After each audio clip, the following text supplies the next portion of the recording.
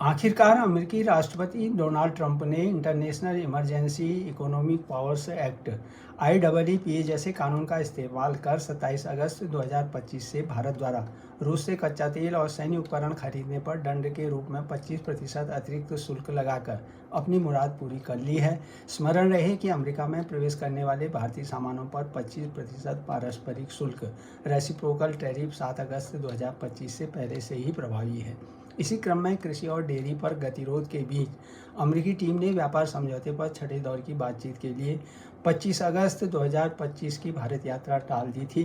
भारत सरकार ने पेनल्टी के रूप में इस 25% अतिरिक्त टैरिफ को गलत, पक्षपातपूर्ण, अविवेकपूर्ण और अनुचित बताया है, क्योंकि रूसी तेल का इस्तेमाल खुद अमेरिका और यूरोपीय देश भी कर रहे हैं।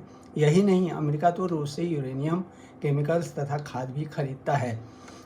इसलिए मौजूदा दौर में अब अमेरिकी सामानों के लिए भारत को वर्तमान परिप्रेक्ष्य में कई देशों जैसे चीन है, वियतनाम है, थाईलैंड और मलेशिया आदि से कड़ी प्रतिस्पर्धा झेलनी पड़ सकती है।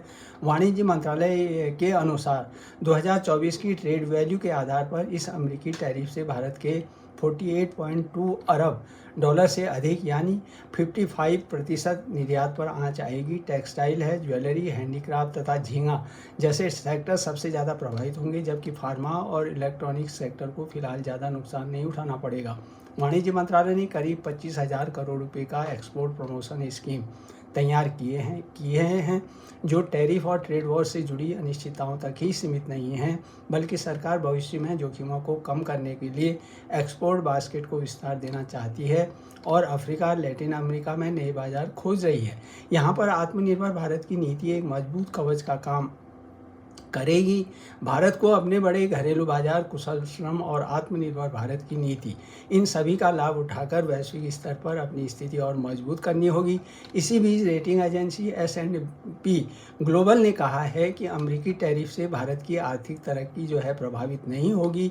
इन सब के बावजूद भारत को एक और अमेरिका पर निर्भरता घटाकर आयात व निर्यात का विविधीकरण करना होगा, तो दूसरी ओर यूरोप, आसियान, खाड़ी और अफ्रीका जैसे क्षेत्रों के साथ मुक्त व्यापार समझौते तेजी से आगे बढ़ाने होंगे।